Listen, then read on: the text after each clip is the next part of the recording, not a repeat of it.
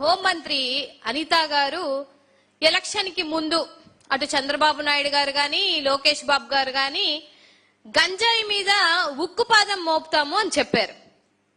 మోపారు. మీరు ఉక్కుపాదం కాదు మోపింది, గంజాయి పాదం మోపారు. అంటే ఇవాళ అడ్డగోలుగా ఎక్కడ చూసినా గంజాయి ఏ విధంగా దొరుకుతుంది, ఏ విధంగా విచ్చలవిడిగా జరుగుతుంది ఈ రాష్ట్రంలో అని అందరికీ తెలిసినటువంటి విషయం. ఎంత దారుణమైనటువంటి పరిస్థితి అంటే పోలీసులు ఉన్నటువంటి వెహికల్లో కూడా గంజాయి దొరుకుతుంది.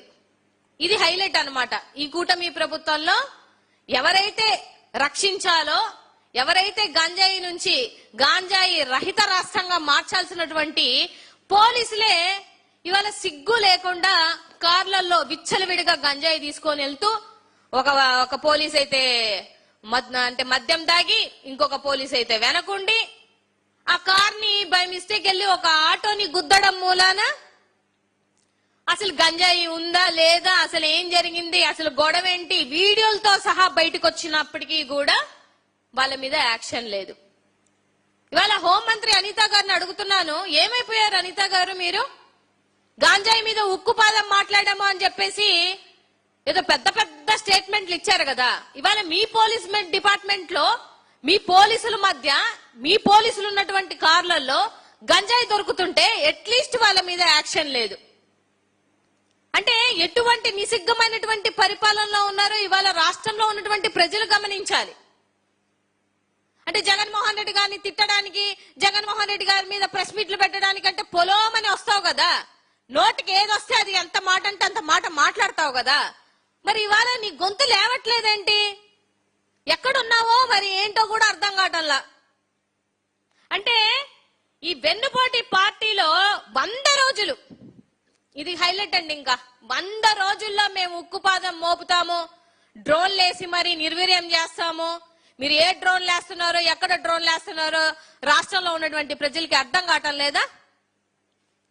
100 రోజుల్లో ఉక్కుపాదం మోపుతానని ఇవాళ 27 నెలల కాలం అవుతున్నా మీ ఆధ్వర్యంలో, మీ హోంలో, మీ ఉన్నటువంటి శాఖలో ఇంత అడ్డగోలుగా గంజాయి దొరుకుతుంటే, ఇంకా హై టెక్నాలజీ అన్నమాట, నేనైతే ఎప్పుడు చూడలేదు, ఈ రాష్ట్రంలో ఉన్నటువంటి ప్రజలు కూడా చూసుండ్రు, లిక్విడ్ గంజాయి దొరుకుతుంది. అంటే టెక్నాలజీ వీళ్ళు రాష్ట్రాన్ని ముందుకు తీసుకెళ్లేటువంటి ప్రాసెస్ లో లేదు. గాంజాయిని లిక్విడ్ లో దాచుతున్నారు అని అంటే ఇంకా మీరు ఏ పరిపాలనలో ఉన్నారో, ఎంత దిక్కుమాలిన పరిపాలనలో ఉన్నారో రాష్ట్రంలో ఉన్నటువంటి ప్రజలు గమనించాలి. దగ్గర 75 లక్షల లిక్విడ్ గంజాయి దొరికింది. మరి దీనికి సమాధానం చెప్పాలి కదా అనిత గారు మీరు. అంతేకాకుండా ఏదైతే వీళ్ళు అధికారంలోకి వచ్చిన తర్వాత ఎంతమంది ఈ గాంజాయి వల్ల నష్టపోయారో, ఎంతమంది ఈ గాంజాయిని అడ్డుపెట్టి లాకప్ డెత్తులు చేశారో, ఎంతమందిని ఈ గాంజాయి అంటే పక్క రాష్ట్రంలో నుంచి ఈ రాష్ట్రంలోకి ఎలా తరలి వస్తుందో, కాలేజెస్ లో గాని, బస్ స్టాండ్లలో గాని, రైల్వే స్టేషన్ లో గాని, స్టూడెంట్స్ దగ్గర గాని ఎంత విచ్చలవిడిగా తిరుగుతుందో అనేది ఈ 27 నెలల కాలంలో కేసులన్నీ బయటకు తీస్తే క్లియర్ గా తెలిసిపోతుంది. అంతేకాకుండా హోంమంత్రి అనిత గారు ఏదో ఒక ఇంటర్వ్యూలో అనుకుంటాను, నాకు తెలిసి ఒక ప్రెస్ మీట్ లో అడిగారు, ఏమని, సోహెల్ కోసం అడిగితే, సోహెల్ గంజాయికి సంబంధించిన పెద్ద డాన్ అనే విషయం అందరికీ తెలుసు.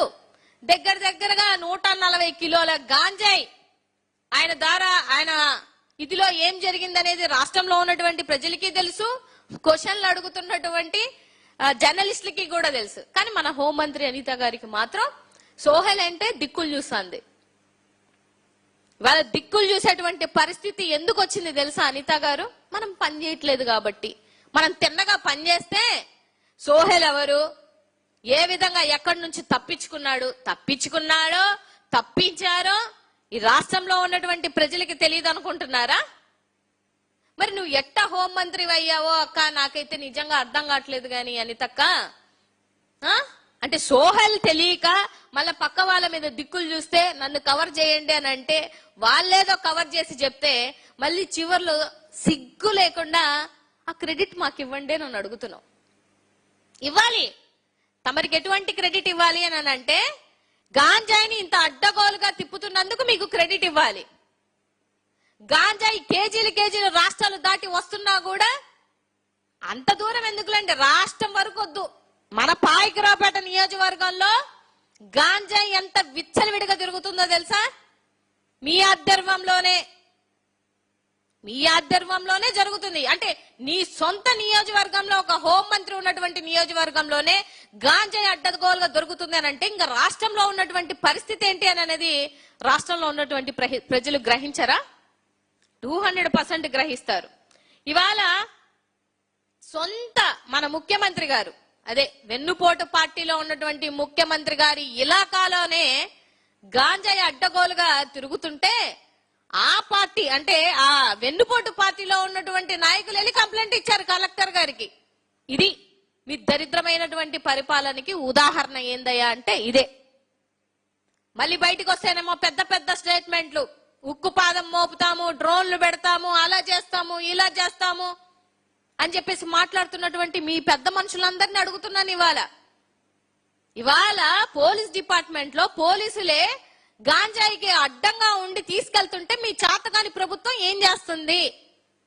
ఆ విషయం అడిగితే డిఎస్పీ గారు ఒక స్టోరీ చెప్తున్నారు, ఎస్పీ గారు ఇంకొక స్టోరీ చెప్తున్నారు. అట్లీస్ట్ కూర్చోండి అయ్యా, కూర్చొని ఇదిగో ఇది చెప్దాము, ఈ అబద్ధం చెప్దాము, ఈ అబద్ధాన్ని జనాల్లోకి తీసుకెళ్దాము, లేకపోతే మన పోలీసుల్ని మనం ప్రొటెక్ట్ చేసుకుందాము.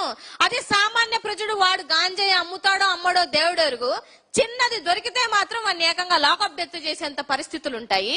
ఇవాళ మీ పోలీస్ డిపార్ట్మెంట్ వాళ్ళు చేస్తే మినిమం వాళ్ళని సస్పెండ్ చేయరా?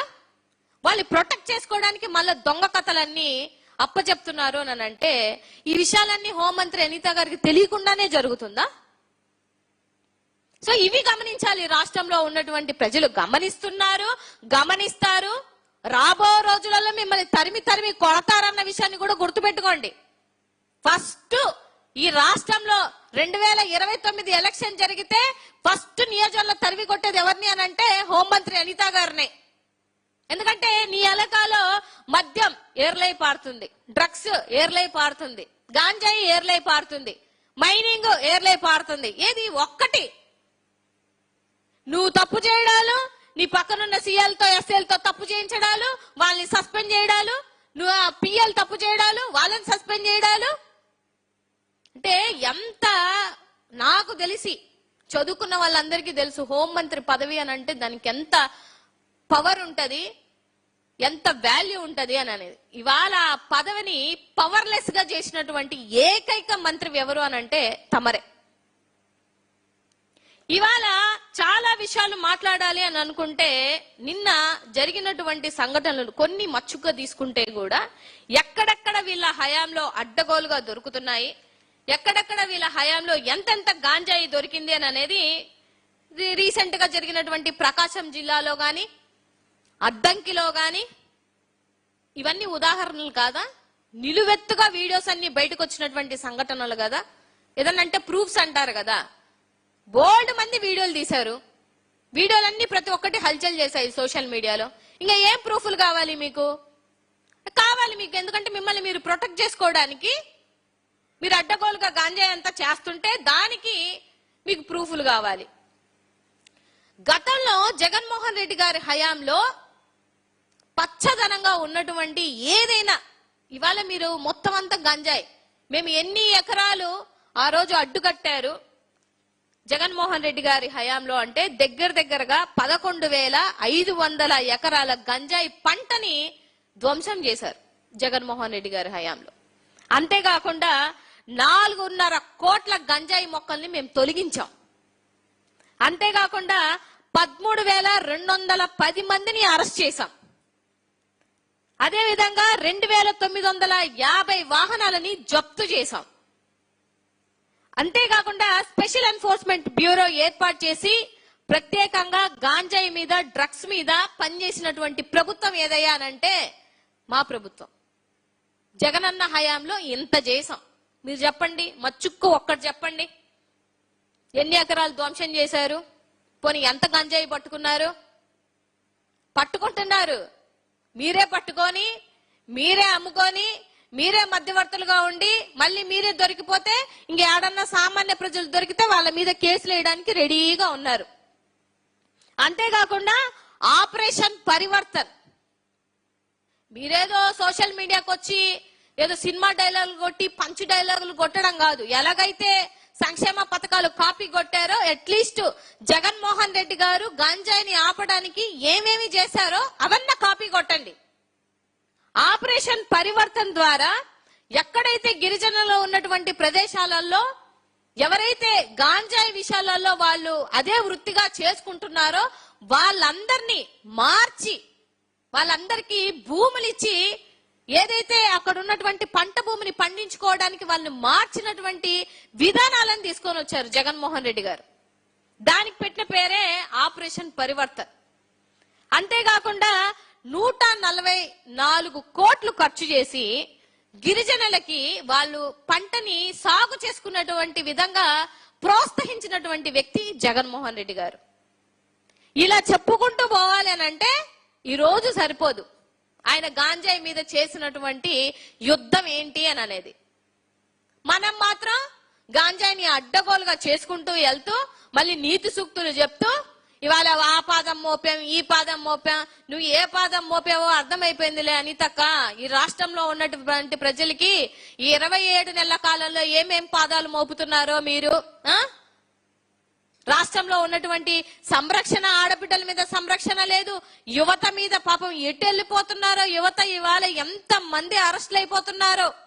కావాలని మీరు చేస్తున్నటువంటి ఈ కుట్రపూరితమైనటువంటి ఈ గాంజాయిలో ఎంత మందిని అభాగ్యుల్ని ఎంత మందిని మీరు అన్ని విధాలుగా ఇబ్బంది పడుతున్నారు అని అనేది ఆంధ్ర రాష్ట్రంలో ఉన్నటువంటి ప్రజలందరికీ తెలుసు. నక్కకి నాగలోకానికి ఉన్నంత తేడా ఉంది. ఇవాళ గతంలో జగన్మోహన్ రెడ్డి గారి హయాంలో మద్యమానికి గాంజాయికి ఎలా అయితే ఆయన అడ్డుకట్టలు వేశారో ఇవాళ మీ హయాంలో ఏర్లై పారుతుంది. సో ఇప్పటికైనా సిగ్గు తెచ్చుకోండి, ఇప్పటికైనా బుద్ధి తెచ్చుకొని జగన్మోహన్ రెడ్డి గారు ఏవేవైతే అడ్డుకట్టలు వేశారో అవన్నీ కాపీ చేసన్నా మీరు ఇవాళ ఈ రాష్ట్రంలో మీరు చేయాల్సినటువంటి ఏదైతే పనులు ఉన్నాయో కాస్తన్నా చెయ్యండి. తీసుకున్నారు కదా శాఖ, ఒక శాఖ అనేది తీసుకొని ఇవాళ తిట్టడానికి తగుదనమ్మా అనుకొని పొద్దోస్తమానం వచ్చి మాట్లాడతానన్నటువంటి అనిత గారు మాయం, ఎటుపోయారో తెలియదు. ఈ 5-6 నెలల నుంచి ఆవిడ కనిపించట్లా.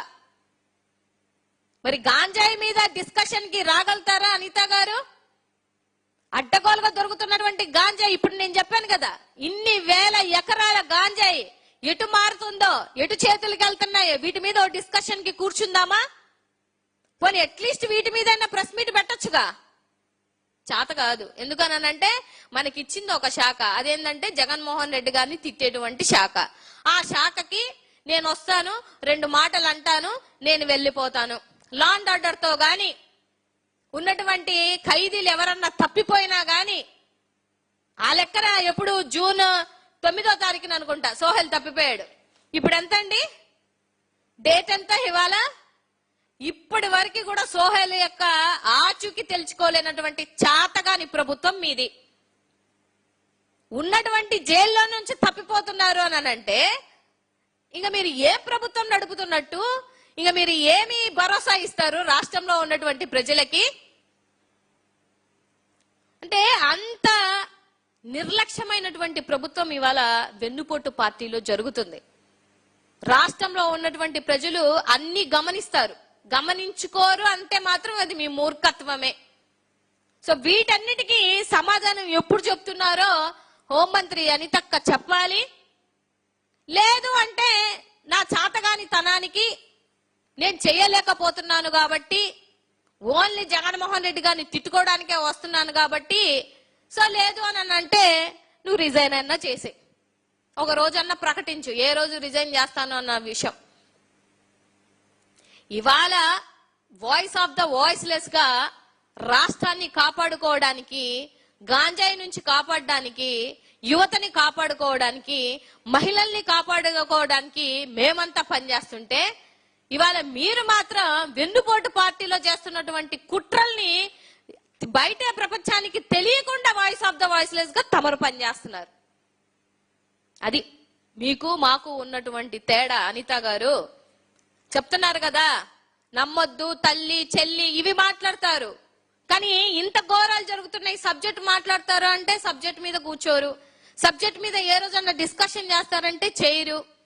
పోనీ జగన్మోహన్ రెడ్డి గారు అన్న ప్రతి ఒక్కటి విడమర్చి నెంబర్స్ తో సహా ప్రూఫ్స్ తో సహా బయట పెట్టినా కూడా వాటి మీద డిస్కషన్ కి కూర్చుంటారంటే కూర్చోలేరు. ఇంత అన్యాయం రాష్ట్రంలో నాకు తెలిసి ఏ హోంమంత్రి, చాలా మంది హోంమంత్రులు వచ్చారు పోయారు, గాని నీలాంటి చేతగాని మంత్రిని నేనైతే ఎక్కడ చూడలేదు, చూడబోము కూడా.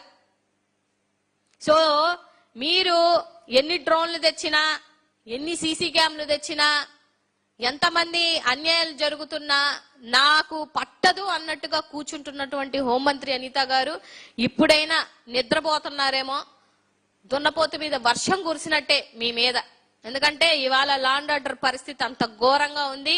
మీ ర్యాంక్ కూడా ఎక్కడో ఉంది కాబట్టి అట్లీస్ట్ ఉన్నటువంటి రాబో రోజుల్లోనన్నా కొద్దో గొప్ప పనిచేయడం కన్నా ట్రై చేయండి. ఎందుకంటే మీ కూటమి ప్రభుత్వంలోనే మీ వెన్నుపోటు పార్టీలో మీకు ఇచ్చినటువంటి ర్యాంక్ ఎక్కడో మూలనుంది. ఎందుకు ఇచ్చారంటే నీ దగ్గరికి ఒక ఫైల్ వస్తేనంట 5 రోజుల దాకా కదలదంట. 5 రోజుల దాకా కూడా కదలకుండా ఉన్నట్టయితే అసలు ఏ సమస్య వచ్చిందో అనేది 5 రోజుల దాకా కూడా తమరు చూడకపోతే ఇంకా కేసుల్ని ఎట్లా మీరు నిర్వీర్యం చేస్తారు, లేకపోతే బాధితుల్ని ఎలాగా మీరు ఆదుకుంటారు అనేది రాష్ట్రంలో ఉన్నటువంటి ప్రజలు అర్థం చేసుకుంటే బాగుంటది అని అనేది నేనైతే మనస్ఫూర్తిగా కోరుకుంటున్నా. నిజంగానే ఈ వెన్నుపోటు పార్టీలో జరుగుతున్నటువంటి గంజాయి మీద మీరు ఉక్కు పాదాలు ఏ పాదాలు మోపుతారో మాకైతే తెలియదు, కానీ రాబో రోజులలో జగన్మోహన్ రెడ్డి గారు డెఫినెట్ గా మోపుతారు, అందులో 1% కూడా డౌట్ లేదు. ఎవరెవరి ద్వారా అయితే గాంజాయి వస్తుందో, ఎవరెవరి ద్వారా అయితే గాంజాయి అడ్డగోలుగా తిరుగుతుందో వాళ్ళందరినీ సప్త సముద్రాలు దాటినా కూడా జగన్మోహన్ రెడ్డి గారు కోర్టు ముందు నిల్చోబెడతారన్న విషయాన్ని గుర్తుపెట్టుకోండి. పోలీసులు కూడా విచ్చలవిడిగా మమ్మల్ని అడ్డుకునేది ఎవరు, మమ్మల్ని ఆపేది ఎవరు అనుకొని మీరే గాంజాయిని ప్రోత్సహిస్తూ యువతని పాడు చేస్తాను అంటే మాత్రం రాబో రోజులలో మీ అందరి పరిస్థితి ఏంటనేది ఒకసారి గుర్తుపెట్టుకోండి. ఎవరు తప్పించుకునే ప్రసక్తి అయితే ఉండదు. చట్టాలు ఎవరికి చుట్టాలు కాదు. ఎవరు తప్పు చేసినా కూడా అక్కడ నిలబడాల్సిందే. మేమైతే నిలబెడతాం కాబట్టి ఇకనైనా గాంజాయి మీద నిజంగా పనిచేయడానికి ట్రై చేయాలని నేనైతే మనస్ఫూర్తిగా కోరుకుంటున్నాను.